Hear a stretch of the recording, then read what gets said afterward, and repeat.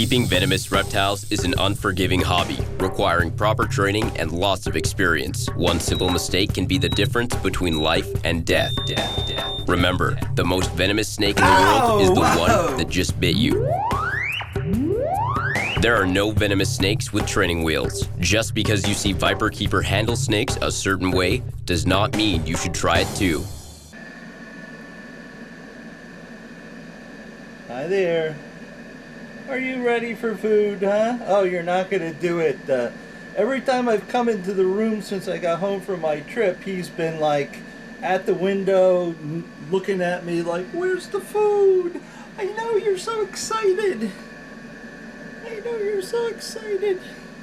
I know I'm teasing you.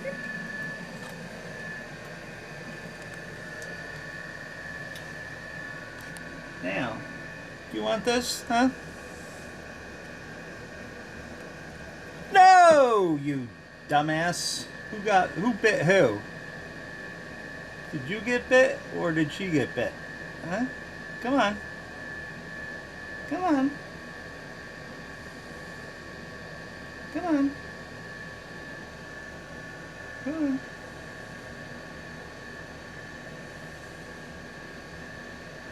And now he's all pissed off. We'll have to look at the tape and see who got bit. That's always a problem. Having siblings in a cage or when you're breeding. Here, you want that? It's too bad I didn't catch him earlier this morning when he was on the lower branches. Oh, you dropped it. Oh, you're really pissy now, huh? Because he was well out of range of the female. Come on. There you go. Alright, the female will recover and be ready to eat later. The males just are not enthusiastic eaters, and when they are, all hell breaks loose. So we're going to jump these guys, because this is a smaller one. These are my baby saw scales that were born in July, and they're doing quite well, and these guys do like to eat. Ah, that was very nice. You know, I could just keep dozens of saw scales. I mean, they all have interesting personalities. They're quite funny, actually. One of these sort of tries to climb out and onto my lap to eat. So we have to sort of keep our eye on him while we're searching for the right size rodent. Hello, how are you, huh? How are you? See, this is a problem. Captive-born snakes don't have any fear of me. I know, that got all wet and soggy. There you go. Okay, and this is a problem because if they don't have any fear of me, they approach me and I may not know it, or may strike, you know, suddenly because they don't, they're not worried about me hurting them. And this was the case with my captive-born, hatched, raised black mamba.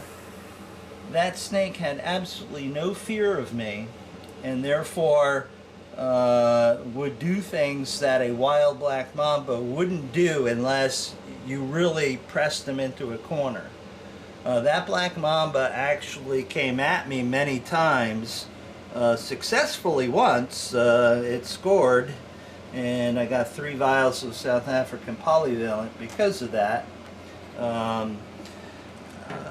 So I have a new, you know, a new sort of respect for captive born snakes.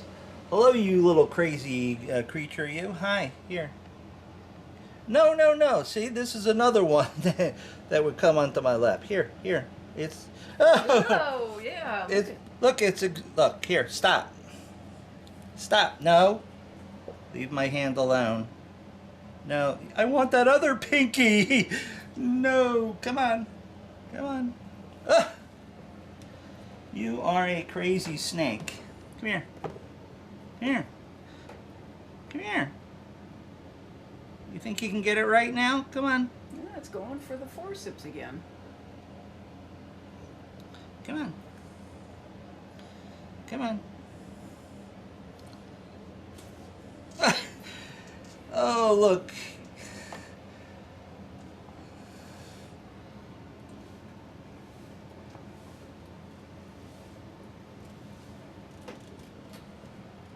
Oh, there we go. Figured it out. Come on. Go back in there.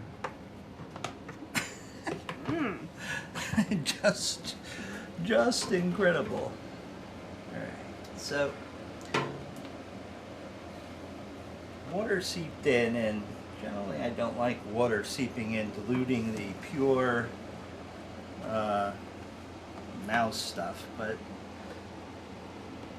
he doesn't seem to care. He started on geckos and worked his way up to live, and then decided not to eat for a while, and then decided to eat frozen thawed. Are you looking for something else? Now, if I overfeed you, you do have a tendency to regurgitate, so I'm really sort of hesitant in giving that one a lot.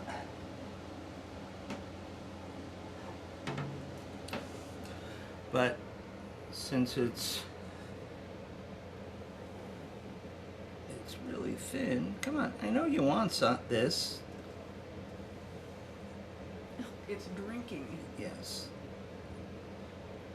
Well, if it wouldn't cramp in its water bowl. Come on, come on. Come on, I want you to eat it, not drink it. Oh, I'm French kissing a mouse. Come on. Come on.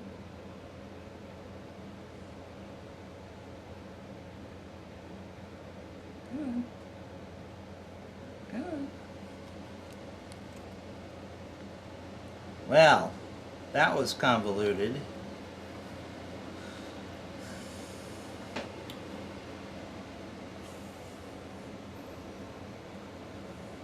These are just so beautiful, but you know, they take crowfab, and crowfab doesn't work so well with them.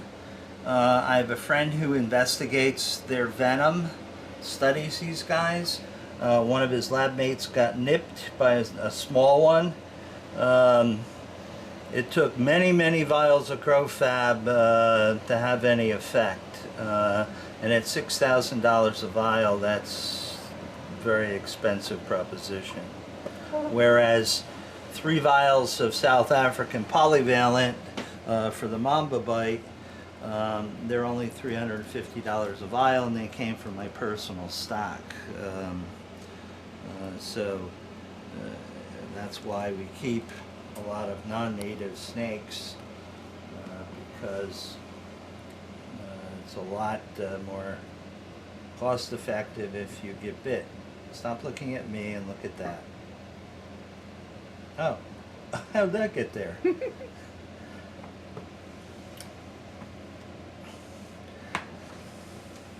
This guy only eats live, so I'm not going to even bother with him. So let's go down to this level.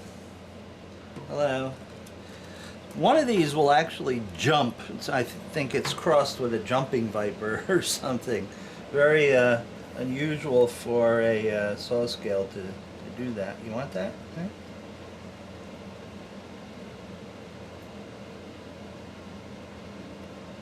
There you go. Like I said, I really love these guys, but they're gonna have to go. Hi there. How are you? I see you shed.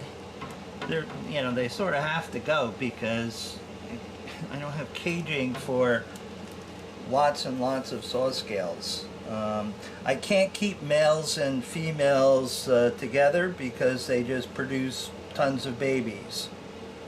And adult males and adult females kept by themselves generally is a bad idea because they don't necessarily eat because somebody's dominant. See, this is what happens when they get wet with and the scent gets sort of washed out. I mean, this one's normally a very eager feeder to the point of being a bit dangerous, and he's like thumbing his nose at it. Come on, come on, we'll make believe that this is alive. Come on, come on. I might have to come back with something that's fresher. Come on.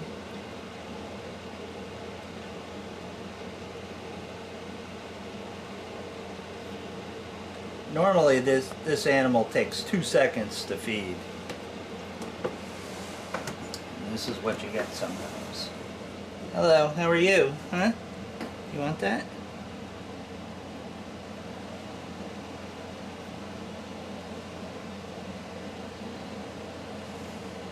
You must be in shed too.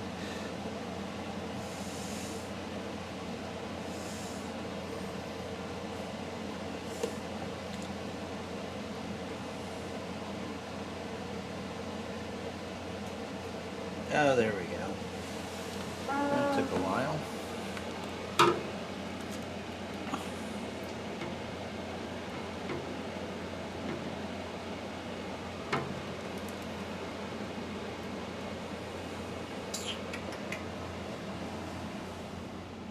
These are too big. You want another? Okay. Hi there.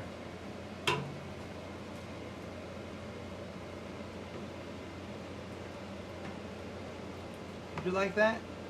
You would. Go ahead. Oh, there we go. Oh, where'd it go? Where'd it go? Another nutso. Yeah, elapids have this tendency to be very nutso, whereas, you know, your typical viperid is right on point. Mm-hmm.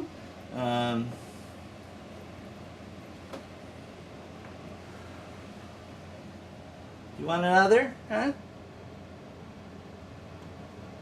See what I mean? Yep. They don't joke around, unlike crazy snakes like these elapids. Let's see, do I have something that might appeal to you? Yes.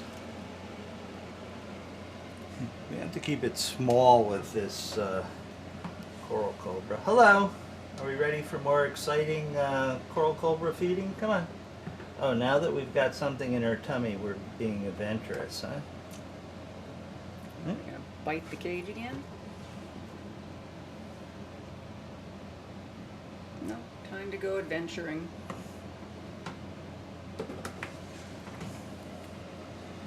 Case closed.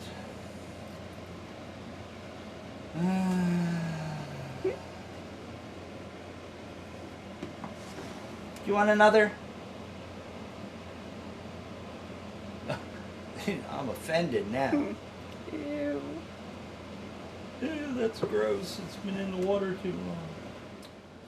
These are the fan song or horned pit vipers from Vietnam.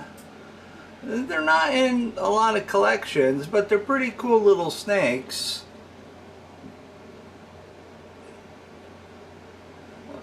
Not a whole lot is known about the venom. They're a protobothrops, so it probably will ruin your day and you might lose some flesh, but I'm not certain it could kill an adult person. Of course, we always never underestimate venom, but they're interested in food, and this one poked its head out for food. Be careful, don't get too close. They do have a long reach because they're arboreal. There's 3 females and a male. The male is not a really great eater as usual. I don't want to bop that one on the nose too because there could be a conflict here, so I don't want that to happen. So I'll shut it so nobody thinks they're going to get food like they're thinking and accidentally bite one another.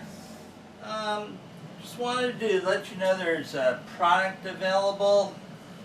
And after Elvis nearly got me in my shoe, and again, I'm not going to be working with him, so I have the sneakers on, but I have a pair of boots ordered to go with these.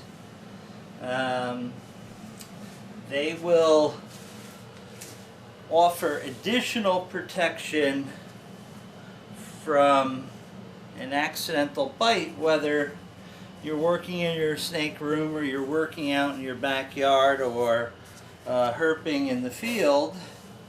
With a boot that's fairly high top, it offers you significant protection compared to what you would normally have. Now, you know, understand this. You know, we're not saying entirely that it's the chances of a snake's fangs going through this is low, but not zero. You know, basically,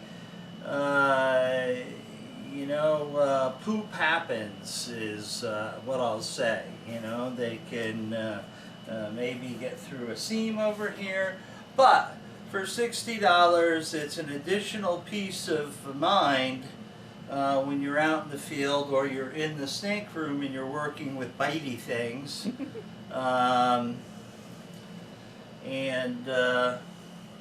I just wanted to let you know that I think these are a good idea. Certainly when I was in Arizona, these would be what you would want when you're field herping for sure. They're very lightweight, you hardly know that they're there, and they may make the difference between a bite in an emergency room visit or a very close call where no venom gets in you. It might get on the gaiters, but they're called razor gaiters. Very nice product. Like I said, about $60. Well, let's visit the twig snakes. Of course, they're very happy to see me, sticking their tongue out. You can tell that's the female because she ate both frozen thawed geckos I put in there, and the male didn't get any. So this is the way things normally go. When there's a female around, it will either bite and kill the male or it will eat all of its food. But these guys are just here temporary. They're going off to a zoo that requested them. They're very cool snakes, but I don't really have the room for them, and there's no anti-venom for them, and they're medically significant. And although you really have to do dumb things to get bit, accidents do happen. So that's the little short visit with the twig snakes. Well, come on, fat boy. Over here.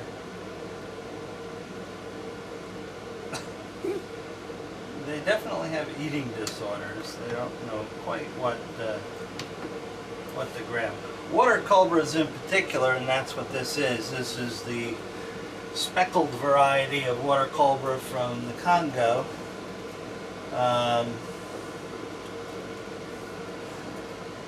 They're expecting something cold and slimy and stuff, and sometimes you get that reaction when it's a warm mouse or rat.